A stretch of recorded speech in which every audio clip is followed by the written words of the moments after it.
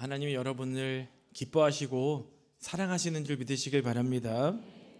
오늘은 죽지 않고 사는 길이라는 제목으로 말씀의 은혜를 나누고자 합니다. 저와 여러분이 사는 이 시대도 참 어렵죠. 요셉이 살았던 그 시대도 참 어려웠습니다. 애굽뿐만 아니라 모든 곳에 기근이 있었어요. 상황이 너무 안 좋았습니다. 사람들이 먹을 게 없어서 고통스러워하고 힘들어했었어요. 그런데 그 수많은 나라들 중에서 대안을 갖고 있고 식량을 갖고 있던 나라는 애굽밖에 없었습니다. 애굽에는 하나님의 손길이 함께한 요셉이 있었기 때문에 그의 리더십 아래 이 흉년의 때를 준비할 수 있었습니다. 다른 나라들은 전혀 알 수가 없었어요. 하다못해 야곱도 마찬가지였고 그 가정들도 마찬가지였습니다. 준비를 못한 거예요. 수많은 사람들이 흉년에 대비를 못했기 때문에 애굽으로 찾아옵니다. 이유는 먹을 걸 구하기 위해서요. 저와 여러분들은 지금까지 이제 요셉에 대한 이야기들을 쭉 나누다가 요셉이 이제 고난을 이기고 성공한 이야기까지 함께 나누었었어요. 근데 오늘은 잠시 이 카메라가 요셉이 아니라 야곱에게 다시 한번 비추게 되는 거예요. 요셉은 어려운 중에도 성공하고 있었는데 야곱의 삶은, 또 야곱의 가족들의 삶은 이 기근 때문에 점점 어려워져 가고 있었습니다. 야곱이 부자였어요. 외삼촌 라반의 집에서 나올 때요, 수많은 것들을 가지고 나왔습니다. 그때 당시 그것만 봐도 부자였는데 세겜에서 이제 좀 옳지 않는 일이, 가슴 아픈 일이 일어나잖아요. 그때 이제 디나의 오빠들이 세겜 추장을, 또 그곳에 있던 남자들을 다 죽입니다. 죽이고 나서 끝난 게 아니라 양과 소와 나귀와 성읍 안에, 성 밖에 어떤 들에 있는 모든 다 갖고 와요. 그 엄청 부자가 된 거죠. 원래 부자였는데 더 부자가 됐어요. 그런데 그렇게 많은 재물이 있고 많은 것이 있었음에도 불구하고 이 기근 앞에서는 힘을 쓸 수가 없는 거예요. 조금만 더 버텨보자, 조금만 더 버텨보자 했는데 이제 못 버티는 상황까지 오게 된 것이죠. 야곱의 꾀, 외삼촌 라반 속여가지고 재물 다 가지고 왔잖아요. 그리고 그 아들들의 포악함으로 인해 얻은 수많은 재물들, 이게 대안이 될 수가 없었던 거예요. 어려움을 극복할 수가 없었던 것입니다. 이유가 뭘까요? 우리는 많이 가지면 가질수록 고난이나 아픔을 이길 수 있다라고 생각하잖아요. 야곱도 많이 가졌거든요. 근데 고난을 이기질 못한 거예요. 이유가 뭐냐면 하나님께서 허락하신 기근이기 때문에 그래요. 하나님께서 애굽뿐만 아니라 전역에 풍년도 있었지만 흉년이라고 하는 기근을 하나님이 허락하신 거죠. 그러니 저와 여러분의 어떤 이 인간적인 이 짧은 지혜와 경험으로 어찌 하나님이 하신 그 일들을 이겨낼 수 있겠습니까? 절대 할 수가 없는 거예요. 그러니까 저와 여러분들은 내 꾀를 가지고, 내가 가지고 있는 걸 가지고 더 많은 것들을 누리려고 노력하는 삶이 아니라 이 고난의 하나님의 뜻이 무엇이냐, 그 길을 찾기를 주님의 이름으로 축복합니다. 자, 오늘 말씀 1절과 2절이에요. 함께 읽어볼까요? 그때 야곱이 애굽에 곡식이 있음을 보고 아들들에게 이르되 너희는 어찌하여 서로 바라만 보고 있느냐. 야곱이 또 이르되 내가 들은즉 저 애굽에 곡식이 있다 하니 너희는 그리로 가서 거기서 우리를 위하여 사오라. 그러면 우리가 살고 죽지 아니하리라. 아멘. 나이가 100세가 넘은 할아버지예요. 근데 애굽에 가면 곡식이 있다는 소식을 야곱이 알고 있었습니다. 보고 들었어요. 그런데 야곱도 아는데 아들들이 모르겠습니까? 뭐 양치러 다니고 하다 보면은 막 여러 가지 소문을 들으니까 당연히 알 수밖에 없는 거예요. 근데 아들들이 뭐 하고 있어요? 가만히 있는 거예요. 그러니까 야곱이 아들들을 부릅니다. 불러서 뭐라고 얘기하냐면 어찌하여 서로 얼굴만 보고 있냐. 그러니까 이제 뭐 대안을 주고 문제를 해결할 수 있는 방향을 가르쳐 준 게 아니라 핀잔을 준 거예요. 너희 지금 뭐 하는 거야? 애굽에 가면 먹을 거 있다는데 우리 지금 굶어 죽게 생겼는데 니들 가만히 앉아 있는 거야? 이놈들. 그냥 데려다 놓고 홍군형을 내는 거예요. 야곱의 아들들도 이제 나이가 많아요. 중년의 나이가 됐습니다. 다 와이프도 있고요, 아이들도 있어요. 근데 그들이 이 기근의 문제 속에서 이 문제를 좀 해결하려고 나서기보다는 가만히 있는 거예요. 어떤 수동적인 자세. 이 문제 해결하려면 네가 해, 당신이 해, 막 이렇게 서로 밀어내고 있는 거예요. 굉장히 적극적이지 못한 자세죠. 근데 그들이 적극적이었던 때가 있었어요. 언제였죠? 요셉 팔아버릴 때요. 어쩜 그렇게 한 마음이 돼요? 나쁜 일 할 때는 다 마음이 하나가 되나 봐요. 그 요셉을 팔아버린 사건, 또 아버지한테 거짓말하잖아요. 채색옷에다가 막 찢어가지고 피 묻혀가지고 딱 한 통속 같은 마음이 됐단 말이에요. 굉장히 적극적이었죠. 형들에게 요셉은 이미 잊혀진 존재였습니다. 잊으려고 노력한 거예요. 이미 지난 일이야. 20년도 더 됐어. 자꾸 잊으려고 적극적으로 노력했던 모습들이 그들에겐 있었는데, 중요한 건 이 기근 앞에 자신들이 해야 할 일들에는 소극적이었다는 거예요. 그러니까 무엇에 적극적으로 해야 되는지, 무엇에 소극적으로 돼야 되는지 분별력을 잃어버린 거예요. 왜 그러냐면 양심의 부재가 일어난 거예요. 자꾸 나쁜 짓 하고 못된 일들 하고 자꾸 그런 것만 하다 보니까 이 양심이 굳어져 버린 거죠. 뭐가 옳고 그른지를 구분을 못하는 거예요. 이 형제들은 과거에 저질렀던 그 일들에 대해서 서로 말하지 않았습니다. 가끔씩 떠오르긴 해요. 그때 우리가 좀 못된 짓 좀 했지. 하지만 잊기 위해서 노력한 것입니다. 자, 그런 그 아이들이 좀 소극적이었던 모습이었는데 이제 아버지가 불러다 놓고 한 소리 하죠. 왜 너희들 가만히 있느냐? 애굽에 가서 양식을 사와라. 그러니까 이제 아들들은 아버지 말씀에 순종해서 애굽으로 가야 돼요. 근데 가는 게 목적이 아니라 애굽에서 식량을 구해서 돌아와야 되는 것입니다. 자신들의 인생에, 자신들의 삶에 어떠한 일들이 펼쳐질지 이들은 전혀 알지를 못했습니다. 반면에 이제 애굽의 식량 창고를 관리하던 요셉이 가족들이 궁금했을 거예요. 이제 성공하고 좀 자리 좀 잡다 보니까 아버지 잘 계실까? 우리 형제들 잘 있나? 궁금했을 것입니다. 자, 이 마음이 가끔씩 떠오르더라도 자신에게 주어진 일을 할 수밖에 없는 거예요. 식량을 배급하고 관리하고 또 외국인들이 오면 그 식량을 또 팔아야 되는 여러 가지 일들을 해야 됐었죠.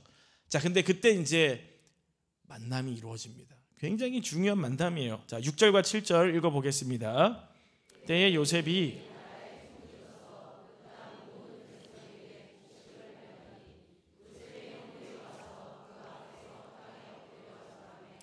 요셉이 보고 형들인 줄을 아나 모르는 체하고 엄한 소리로 그들에게 말하여 이르되 너희가 어디서 왔느냐? 그들이 이르되 곡물을 사려고 가나안에서 왔나이다. 아멘. 야곱의 아들들이 애굽의 총리 대신 앞에 서게 돼요. 자기들도 들었을 거예요. 전 세계의 식량을 좌지우지하는 사람. 대단한 사람이죠. 소문 들어서 알았을 것입니다. 딱 애굽에 도착했는데 그 으리으리한 건물들, 여러분 그 이집트의 피라미드 보면은요 엄청나잖아요. 그러니까 이제 이 아들들이 갔었을 때 그걸 보면서 와, 아마 입이 떡 벌어졌을 거예요. 그뿐만이 아닙니다. 애굽의 총리 대신이라고 하는 분이 딱 서 계시는데 그 압도적인 어떤 위험 있는 모습에 막 주눅이 들었을 거예요. 근데 그 사람이 자기들 동생인 줄은 생각도 못한 거죠. 자, 요셉은 하나님께서 꿈을 보여주셨습니다.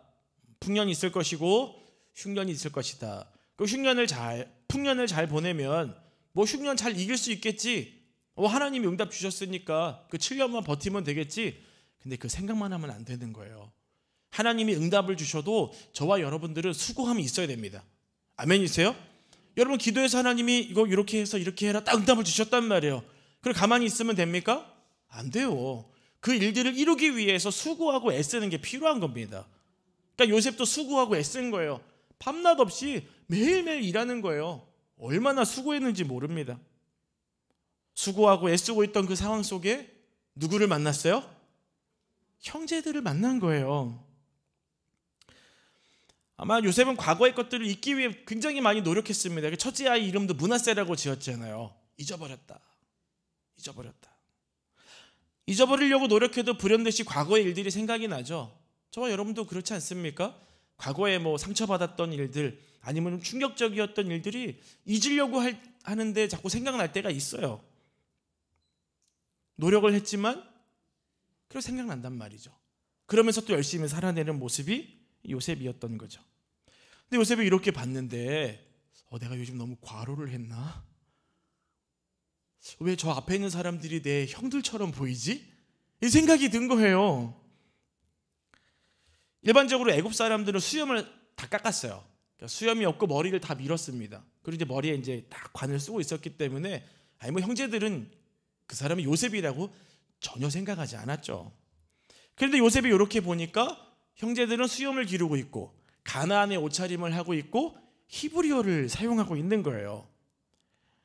요셉도 생각했던 적은 있을 거예요. 아버지 잘 계시나 형제들 잘 있나 생각하면서 이 기근이 심한데 먹을 게 있을까? 잘 대처는 했을까? 잘 이기고 있을까? 뭐 그런 생각 안 했겠어요? 그러다가 곡식이 떨어지면 이 애굽에 곡식이 있다는 얘기를 듣고 형제들이 혹시 여기 오지는 않을까? 상상은 했을 거란 말이에요.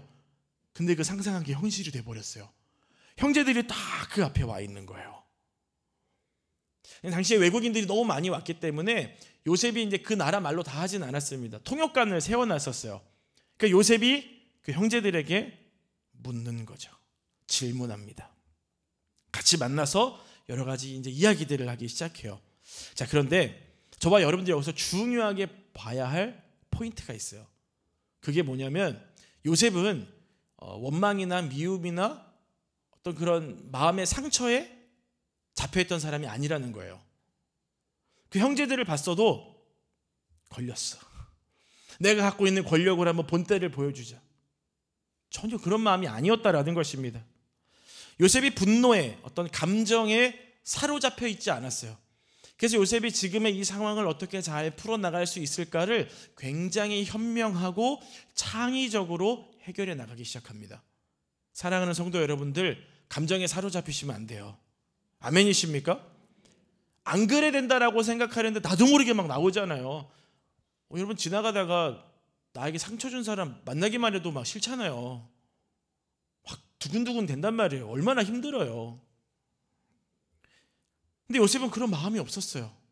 어찌 보면 우리의 마음이 어떤 미움이나 이런 걸로 가득 차 있으면 누가 이렇게, 여러분 다트 아시죠? 이렇게 싹 던지면 어떻게 해요? 딱 갖다 꽂히잖아요. 그러니까 내 마음에 막 그런 미움이나 원망이 막 가득 차 있으면 누가 어디다 던져도 다 꽂혀버리는 거예요. 근데 이 가슴에, 이 마음에 구멍이 뻥 뚫려 있으면 어떻게 돼요? 다트처럼 딱 던져 어떻게 돼요? 통과하는 거예요. 나에게 박혀서 내게 아픔이 되는 게 아니라는 거죠. 그러니까 요셉은 잊으려고 노력했던 거예요. 미움이나 아픔이나 다 잊었던 거예요. 자, 그런데 형제들이 왜 왔습니까? 라고 형제들에게 물으니까 식량을 사러 왔대요. 근데 갑자기 불현듯이 생각난 게 한 게 있어요. 그게 뭔지 아세요? 꿈이었어요. 꿈. 옛날에 형제들의 곡식단이 나에게 절하는 거, 하늘의 해와 달과 열한 별이 나에게 절하는 거, 이게 생각이 났잖아요. 여러분 같으면 여기서 어떻게 하실래요? 저는 겉봐요. 내가 옛날에 꿈꿔서 말했던 거 형들이 나 아마 비웃고 나한테 그랬죠. 근데 지금 봐봐, 형들이 지금 나한테 다 절하고 있잖아. 나 요셉이야, 형들. 내가 말한 대로, 내가 꿈꾼 대로 했잖아. 얼마나 통쾌할까요? 근데 요셉은 그렇게 하지를 않았어요. 조금 창의적으로 여유 있게 생각을 하면서 좀 시간을 좀 버는 거예요. 자, 9절 말씀 읽어봅니다. 요셉이 그들에게 대하여 꾼 꿈을 생각하고 그들에게 이르되 너희는 정탐꾼들이라 이 나라의 틈을 엿보러 왔느니라. 아멘. 너희는 정탐꾼이라는 거예요. 아니라는 거죠. 정탐꾼이라는 거예요. 그게 서로 이렇게 좀 주고받고 하고 있었어요. 자, 그들의 대화 속에서 요셉이 굉장히 중요한, 알고 싶어 했던, 그가 좀 궁금했던 사항들이 밝혀지는 일들이 일어납니다. 자, 11절에서 14절까지 읽어보겠습니다. 우리는 다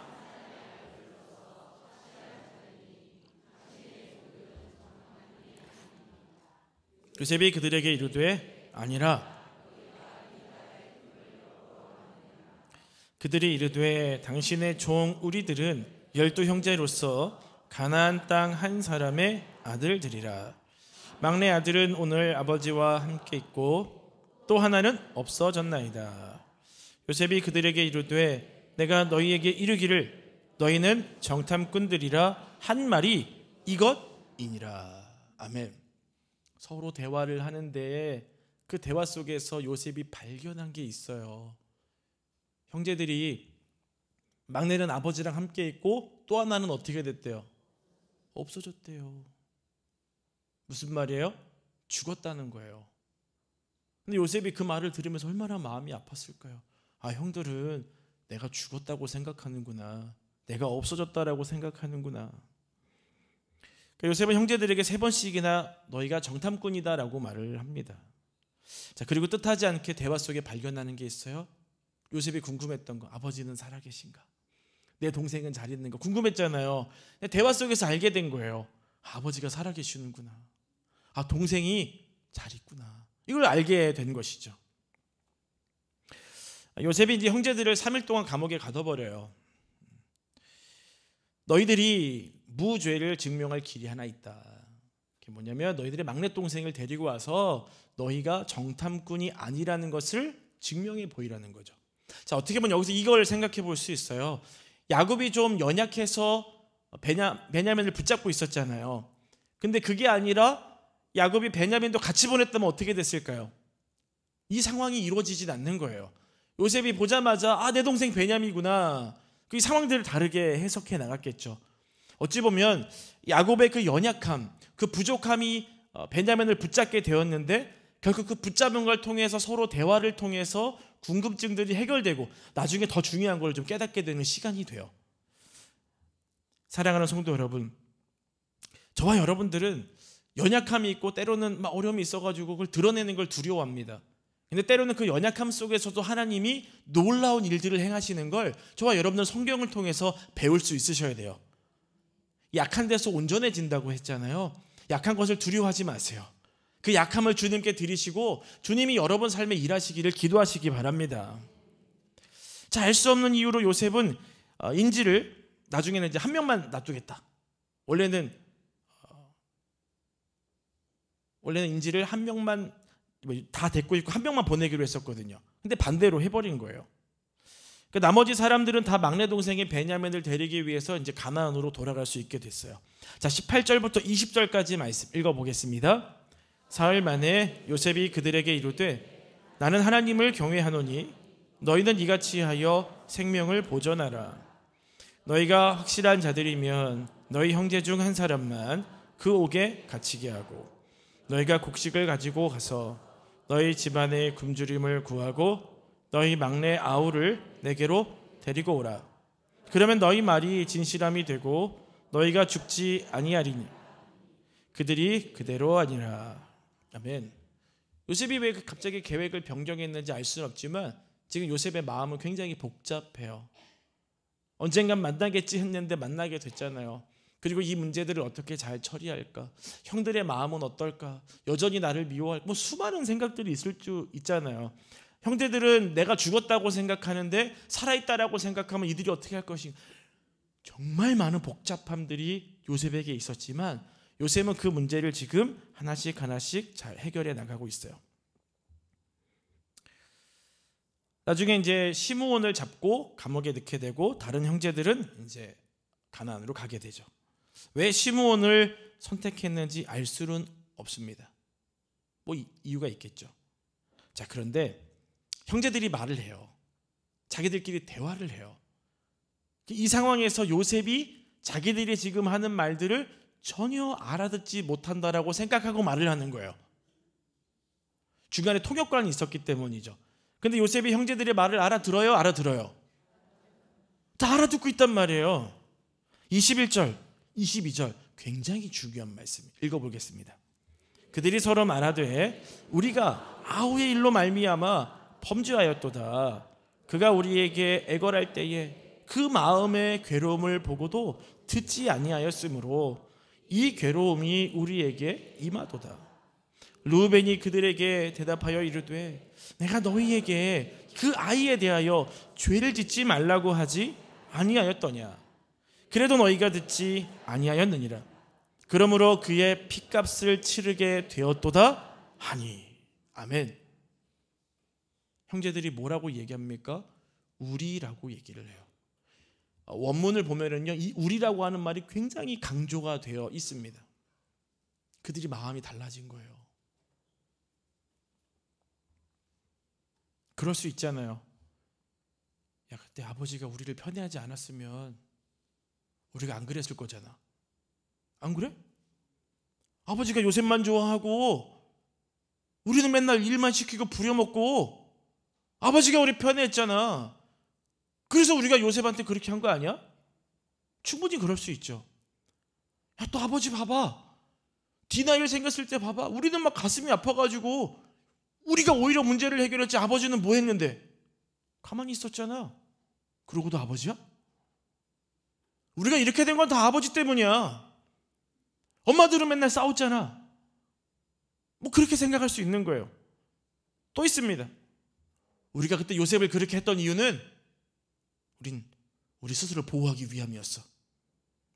요셉이 또 아버지한테 일러 바치고 또 여러 가지를 통해서 우리를 또 편애하고 우리가 그런 꼴 당하지 않으려고 우리가 방어하려고 한 거잖아 라고 말할 수 있었어요. 근데 그들은 그런 말을 하지 않습니다. 뭐라고 얘기를 해요? 우리가 범죄했다. 우리가 그 애고라는 그 동생의 모습을 듣지를 않았다. 보지를 않았다. 누가 잘못했다는 거예요? 내가 잘못했다는 거예요. 원래 그들의 기질로는 아버지 때문이야. 요셉이 그 꿈꾸고 말만 안 했어도 그렇게 안 됐지. 충분히 말할 수 있었어요. 근데 그들에게 심경의 변화가 일어난 거예요. 스스로를 깨닫는 거예요. 우리가 잘못했어. 우리가 못했었어. 그 마음의 괴로움을 보고도 우리가 듣지 않았어. 그래서 지금 우리가 괴로운 거라고 말하는 거예요. 이 괴로움이라고 하는 말은요, 히브리 원어로 보면 제한하다, 묵다, 속박하다라는 말이에요. 그러니까 단순히 그들이 감옥에 갇히고 뭐 시므온에게 수갑이 채워지고 이런 어떤 묶임의 이런 정도가 아니라 이 마음이 막 묶여졌다는 거예요. 너무 고통스러운 거죠. 요셉이 그랬는데 그 괴로움들이 우리에게 동일하게 와서 우리가 지금 이런 괴로움을 당하고 있다. 우리가 잘못했다. 우리가 그랬으면 안 됐다라고 고백을 하고 있는 거예요. 20여 년 전에 지었던 죄 때문에 지금 형제들이 굉장히 괴로워하고 있습니다. 중요한 게 뭔지 아세요? 문제는 시간이 된다고 해결되는 게 아니에요. 그 사람하고 그때 그랬는데 시간 지나면 언젠간 좀 나이 먹고 서로 좀 달라지면 서로 얼굴 보면서 웃지는 못해도 말은 하겠지. 그때 그 문제 시간 지나면 해결되겠지. 절대 해결되지 않아요. 여러분이 문제를 해결할 어떤 용기와 지혜와 담대함을 가지고 일을 해야 됩니다. 아멘이세요? 지금 형들이 말하는 걸 요셉이 다 듣고 있어요. 그리고 나서 요셉이 어떻게 하냐면 이렇게 해요. 24절 읽어보겠습니다. 요셉이 그들을 떠나가서 울고 다시 돌아와서 그들과 말하다가 그들 중에서 시므온을 끌어내어 그들의 눈앞에서 결박하고. 아멘. 요셉이 마음이 막 몽글몽글해지는 거예요. 형들이 하는 이야기를 들으니까 도저히 안 되겠다. 방을 옮겨가요. 가서 막 울고 와요. 요셉이 왜 울었을까요? 슬퍼서 울었을까요? 오랜만에 형들 봐서요?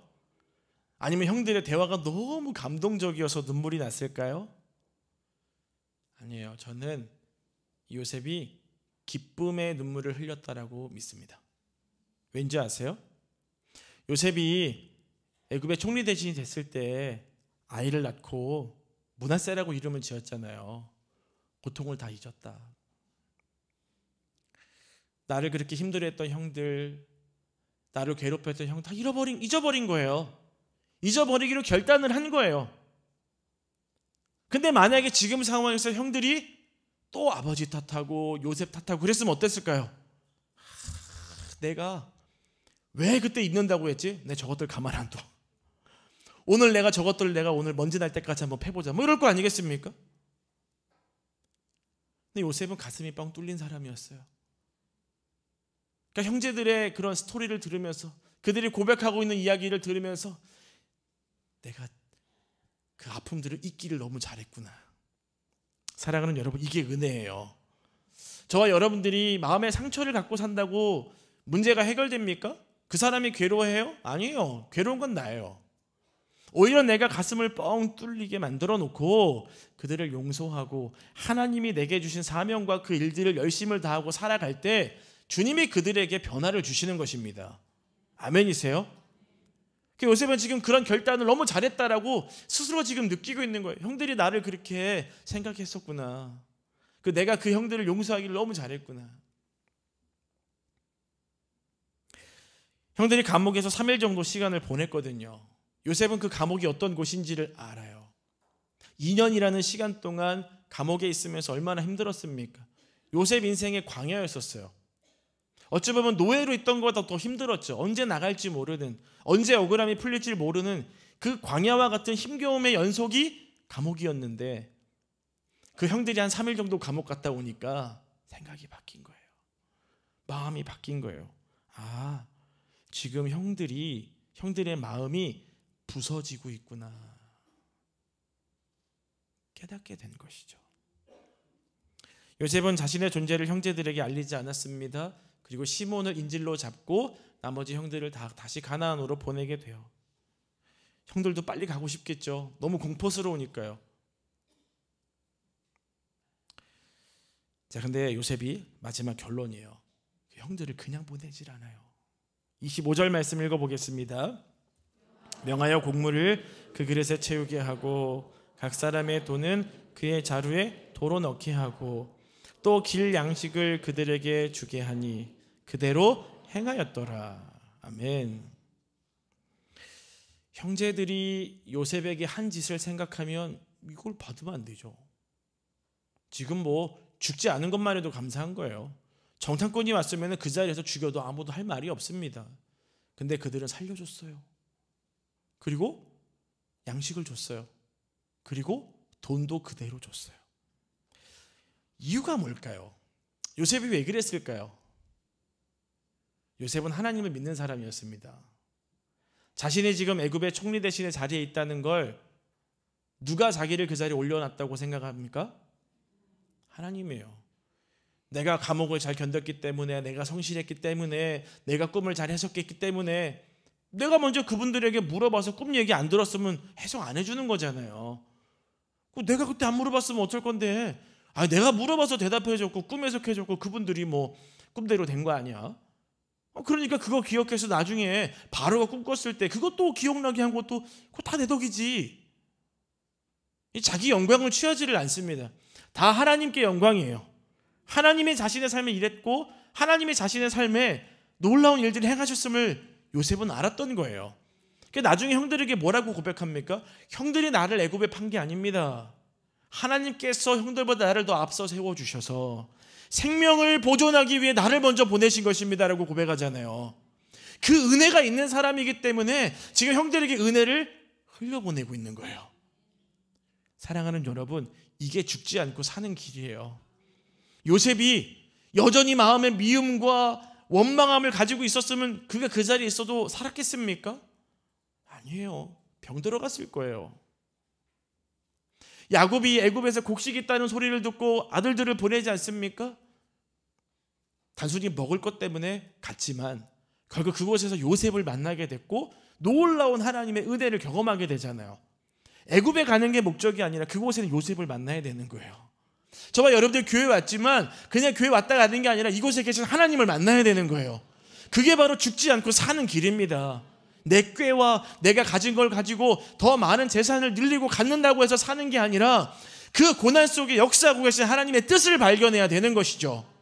그래서 우리는 기도해야 됩니다.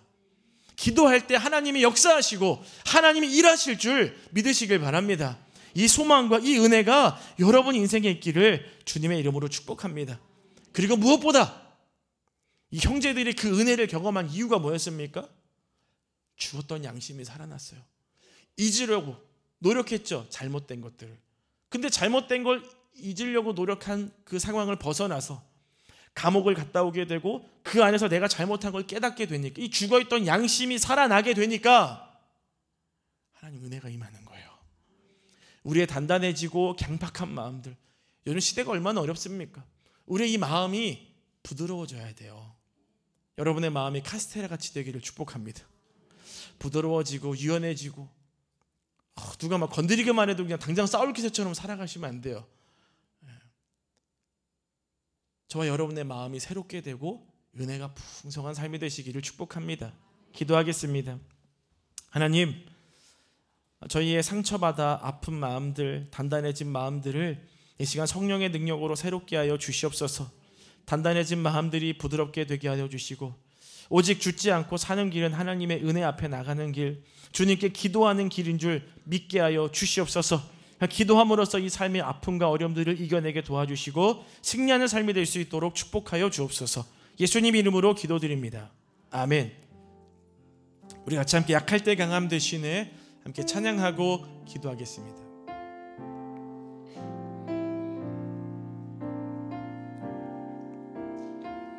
약한 데서 온전케 하시는 주님을 바라보며 약할 때 강함 되시네 나의 보배가 되신 주 나의 모든 것 주 안에 있는 보물을 나는 포기할 수 없네 주 나의 모든 것 예수 어린 양 예수 어린 양 존귀한 이름 예수 어린 양 존귀한 이름 십자가 죄사하셨네 십자가 죄사하셨네 주님의 이름 찬양해 주 나의 모든 것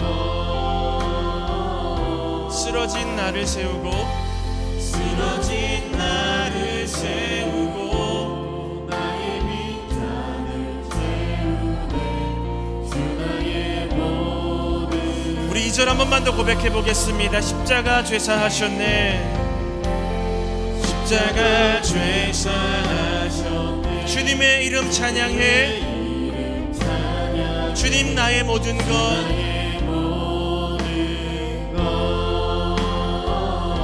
쓰러진 나를 세우고 쓰러진 나를 세우고 나의 빈잔을 채우네 주 나의 모든 것 예수 어린 양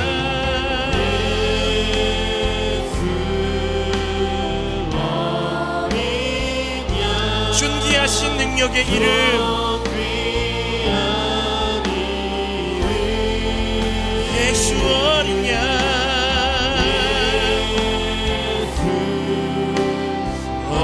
어린 양